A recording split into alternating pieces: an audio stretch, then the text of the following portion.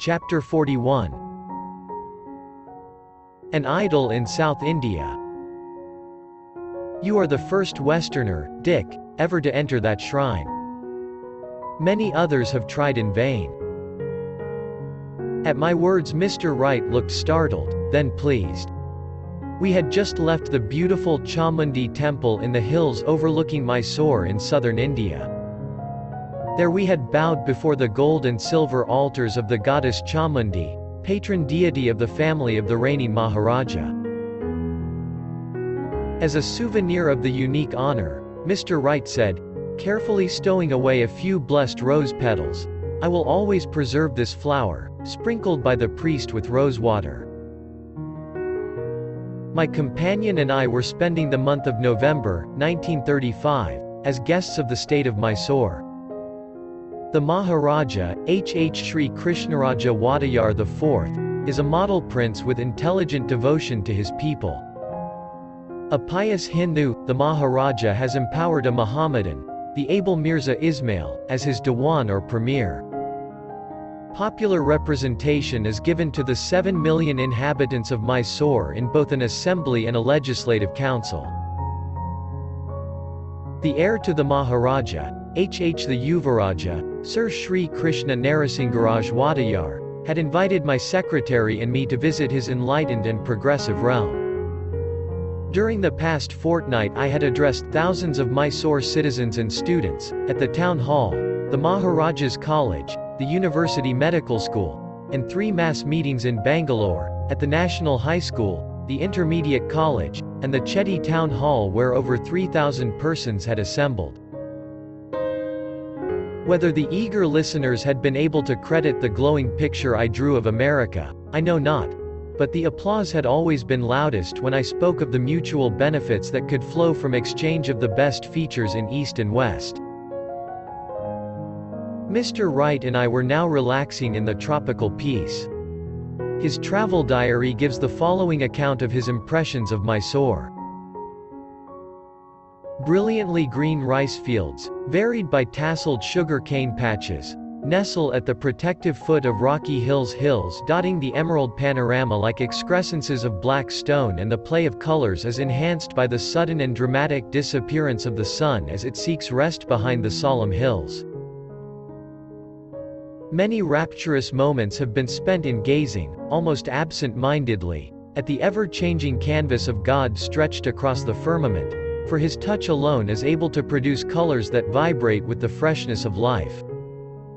That youth of colors is lost when man tries to imitate with mere pigments, for the Lord resorts to a more simple and effective medium, oils that are neither oils nor pigments, but mere rays of light. He tosses a splash of light here, and it reflects red. He waves the brush again and it blends gradually into orange and gold.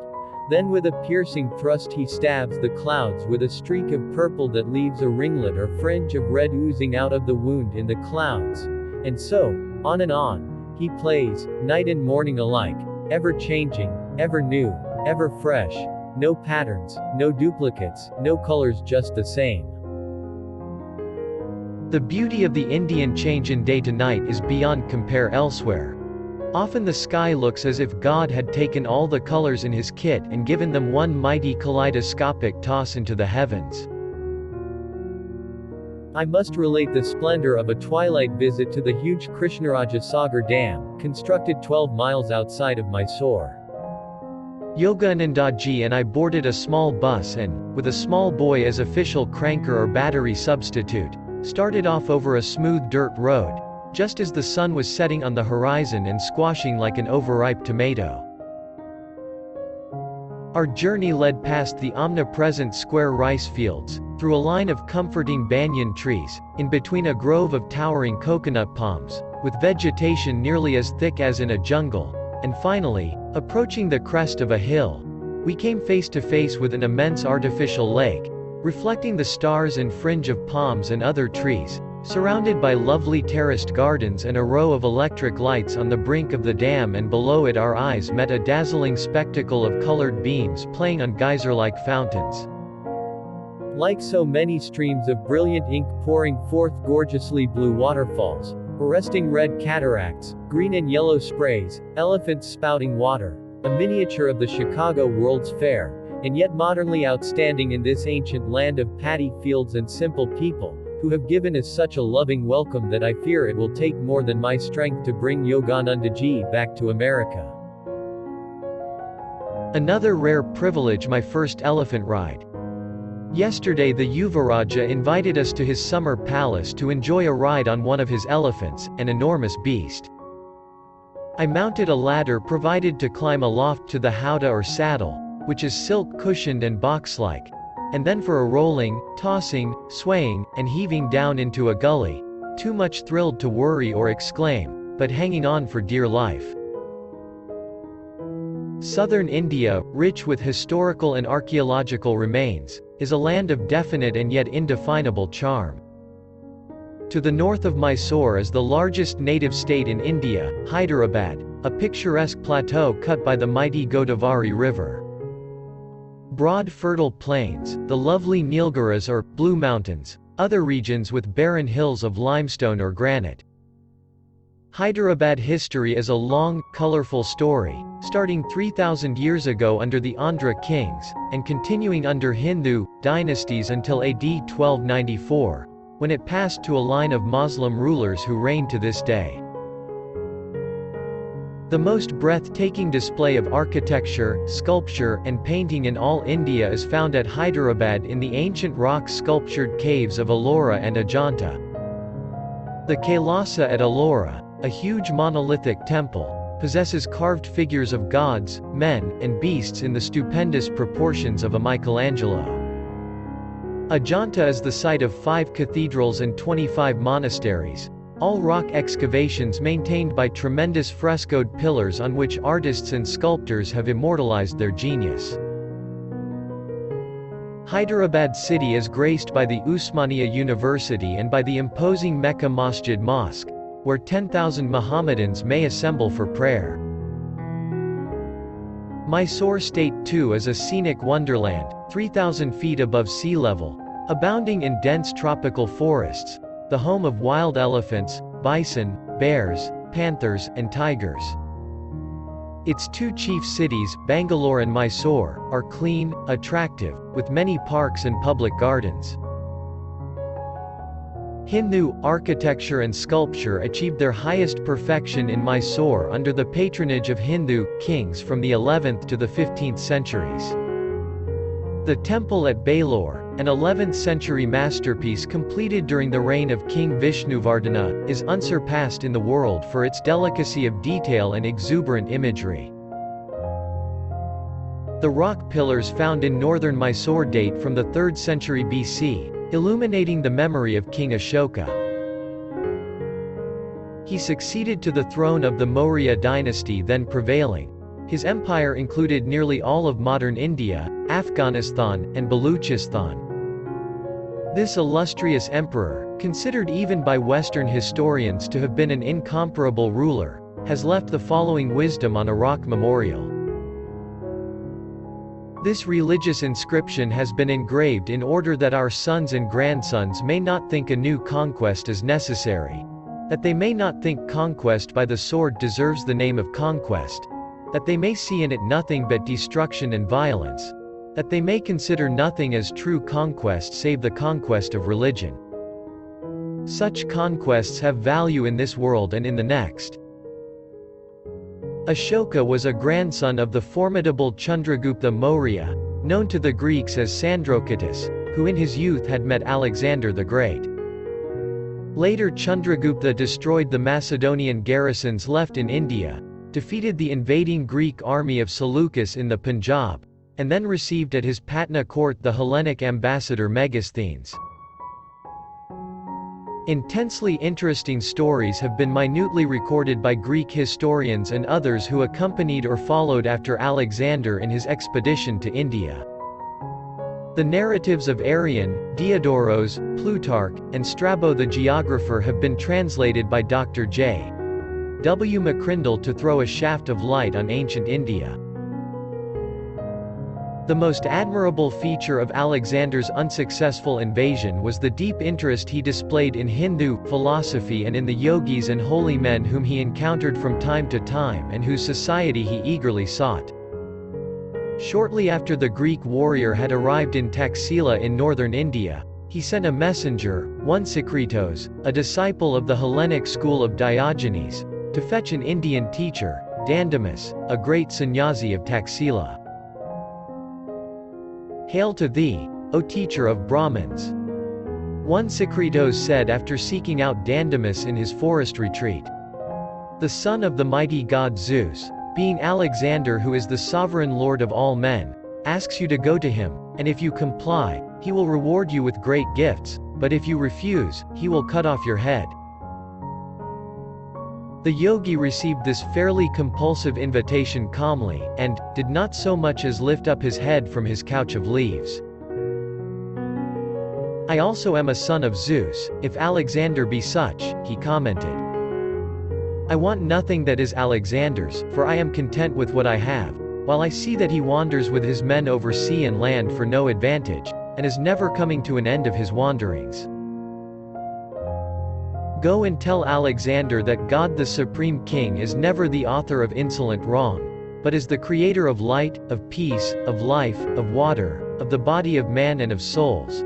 He receives all men when death sets them free, being in no way subject to evil disease. He alone is the God of my homage, who abhors slaughter and instigates no wars. Alexander is no god, since he must taste of death," continued the sage in quiet scorn.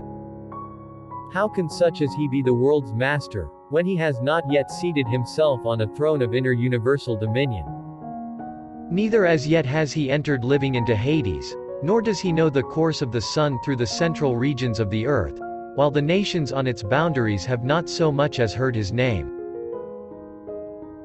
After this chastisement, surely the most caustic ever sent to assault the ears of the Lord of the world, the sage added ironically, "If Alexander's present dominions be not capacious enough for his desires, let him cross the Ganges river, there he will find a region able to sustain all his men, if the country on this side be too narrow to hold him. Know this, however, that what Alexander offers and the gifts he promises are things to me utterly useless. The things I prize and find of real use and worth are these leaves which are my house, these blooming plants which supply me with daily food, and the water which is my drink, while all other possessions which are amassed with anxious care or want to prove ruinous to those who gather them, and cause only sorrow and vexation, with which every poor mortal is fully fraught. As for me, I lie upon the forest leaves, and having nothing which requires guarding, close my eyes in tranquil slumber, whereas had I anything to guard, that would banish sleep. The earth supplies me with everything, even as a mother her child with milk. I go wherever I please, and there are no cares with which I am forced to cumber myself. Should Alexander cut off my head, he cannot also destroy my soul. My head alone, then silent, will remain, leaving the body like a torn garment upon the earth, whence also it was taken.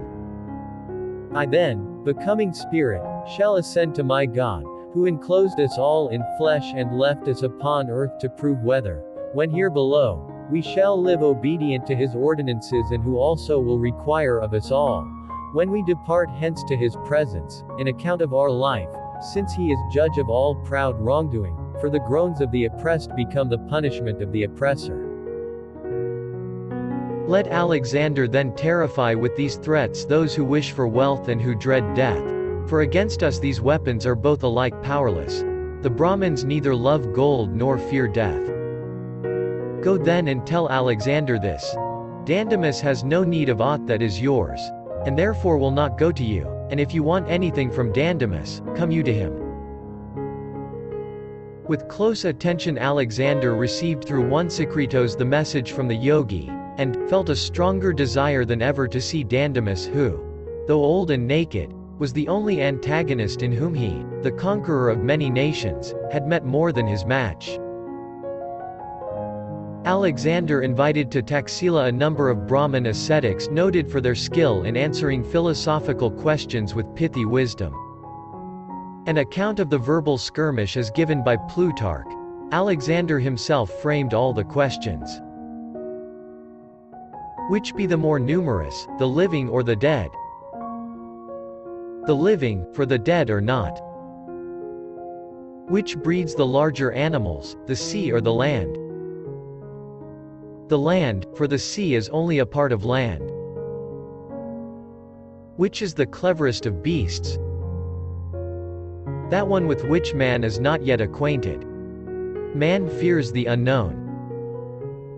Which existed first, the day or the night? The day was first by one day. This reply caused Alexander to betray surprise. The Brahmin added, "Impossible questions require impossible answers. How best may a man make himself beloved? A man will be beloved if, possessed with great power, he still does not make himself feared. How may a man become a god? By doing that which it is impossible for a man to do. Which is stronger, life or death? Life, because it bears so many evils." Alexander succeeded in taking out of India, as his teacher, a true yogi. This man was Swami Sphinx, called Kalanos by the Greeks because the saint, a devotee of God in the form of Kali, greeted everyone by pronouncing her auspicious name. Kalanos accompanied Alexander to Persia. On a stated day, at Susa in Persia, Kalanos gave up his aged body by entering a funeral pyre in view of the whole Macedonian army. The historians record the astonishment of the soldiers who observed that the yogi had no fear of pain or death, and who never once moved from his position as he was consumed in the flames. Before leaving for his cremation, Kalanos had embraced all his close companions, but refrained from bidding farewell to Alexander, to whom the Hindu sage had merely remarked, "I shall see you shortly in Babylon." Alexander left Persia, and died a year later in Babylon. His Indian guru's words had been his way of saying he would be present with Alexander in life and death. The Greek historians have left us many vivid and inspiring pictures of Indian society. Hindu law, Aryan tells us, protects the people and ordains that no one among them shall, under any circumstances, be a slave, but that, enjoying freedom themselves, they shall respect the equal right to it which all possess. For those, they thought, who have learned neither to domineer over nor cringe to others will attain the life best adapted for all vicissitudes of lot. The Indians, runs another text, neither put out money at usury, nor know how to borrow. It is contrary to established usage for an Indian either to do or suffer a wrong, and therefore they neither make contracts nor require securities. Healing, we are told, was by simple and natural means. Cures are effected rather by regulating diet than by the use of medicines. The remedies most esteemed are ointments and plasters. All others are considered to be in great measure pernicious. Engagement in war was restricted to the Kshatriyas or warrior caste. Nor would an enemy coming upon a husbandman at his work on his land do him any harm, for men of this class being regarded as public benefactors, are protected from all injury. The land thus remaining unravaged and producing heavy crops, supplies the inhabitants with the requisites to make life enjoyable. The Emperor Chandragupta, who in 305 BC had defeated Alexander's general, Seleucus, decided 7 years later to hand over the reins of India's government to his son. Traveling to South India, Chandragupta spent the last 12 years of his life as a penniless ascetic, seeking self-realization in a rocky cave at Sravanabelagola, now honored as a Mysore shrine. Nearby stands the world's largest statue, carved out of an immense boulder by the Jains in AD 983 to honor the Saint Komateshwara.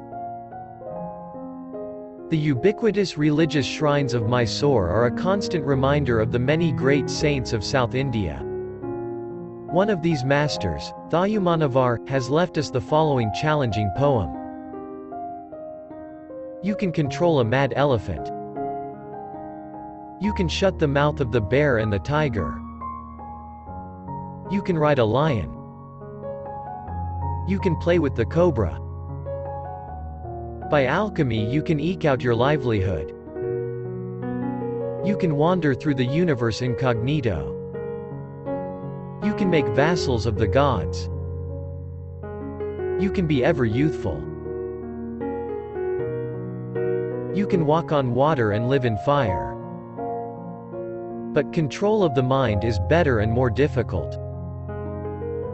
In the beautiful and fertile state of Travancore in the extreme south of India, where traffic is conveyed over rivers and canals, the Maharaja assumes every year a hereditary obligation to expiate the sin incurred by wars and the annexation in the distant past of several petty states to Travancore.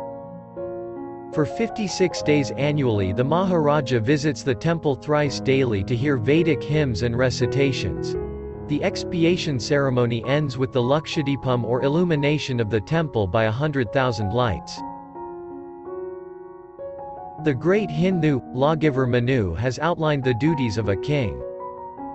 He should shower amenities like Indra, Lord of the gods, collect taxes gently and imperceptibly as the sun obtains vapor from water, enter into the life of his subjects as the wind goes everywhere, mete out even justice to all like Yama, god of death, bind transgressors in a noose like Varuna, Vedic deity of sky and wind, please all like the moon, burn up vicious enemies like the god of fire, and support all like the earth goddess. In war a king should not fight with poisonous or fiery weapons nor kill weak or unready or weaponless foes or men who are in fear or who pray for protection or who run away. War should be resorted to only as a last resort. Results are always doubtful in war. Madras Presidency on the southeast coast of India contains the flat, spacious, sea-girt city of Madras, and Kanjivaram, the Golden City, capital site of the Pallava dynasty whose kings ruled during the early centuries of the Christian era. In modern Madras Presidency the non-violent ideals of Mahatma Gandhi have made great headway. The white distinguishing, Gandhi caps, are seen everywhere. In the south generally the Mahatma has effected many important temple reforms for untouchables, as well as caste system reforms.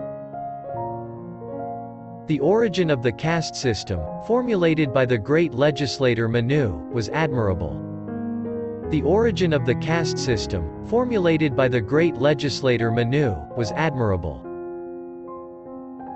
He saw clearly that men are distinguished by natural evolution into four great classes. Those capable of offering service to society through their bodily labor, Shudras. Those who serve through mentality, skill, agriculture, trade, commerce, business life in general, Vaisyas. Those whose talents are administrative, executive, and protective rulers and warriors, Kshatriyas. Those of contemplative nature, spiritually inspired and inspiring, Brahmins.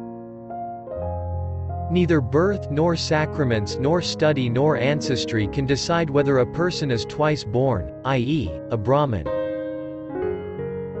The Mahabharata declares, character and conduct only can decide. Manu instructed society to show respect to its members insofar as they possessed wisdom, virtue, age, kinship or, lastly, wealth. Riches in Vedic India were always despised if they were hoarded or unavailable for charitable purposes.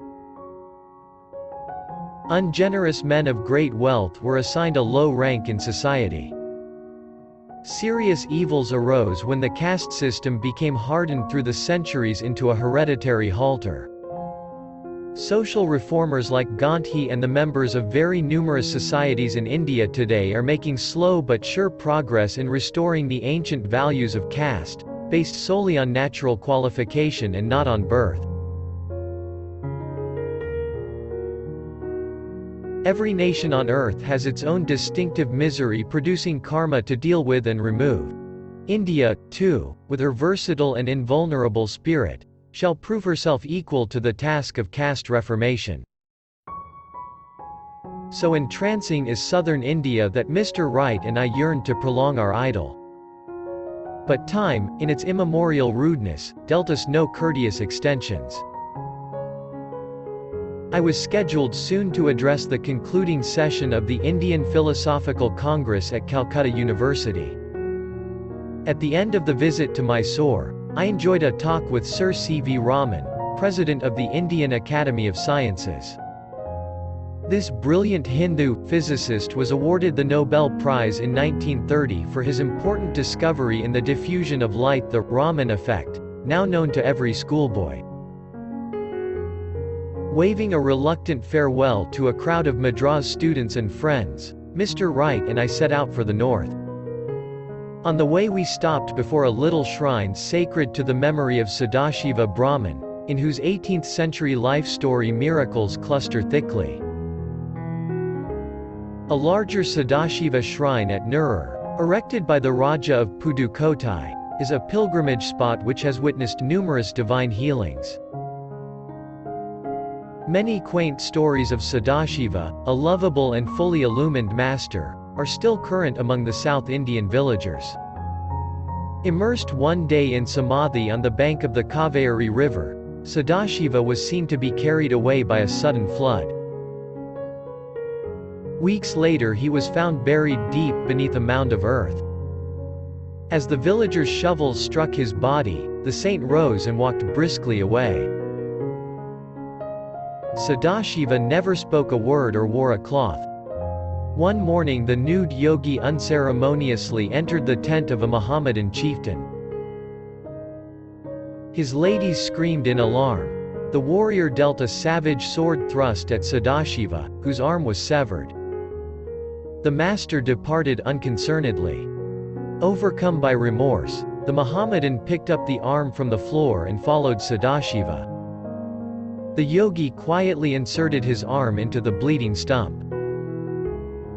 When the warrior humbly asked for some spiritual instruction, Sadashiva wrote with his finger on the sands. "Do not do what you want, and then you may do what you like." The Mohammedan was uplifted to an exalted state of mind, and understood the saint's paradoxical advice to be a guide to soul freedom through mastery of the ego. The village children once expressed a desire in Sadashiva's presence to see the Madurai religious festival, 150 miles away. The yogi indicated to the little ones that they should touch his body. Lo! Instantly the whole group was transported to Madurai. The children wandered happily among the thousands of pilgrims. In a few hours the yogi brought his small charges home by his simple mode of transportation.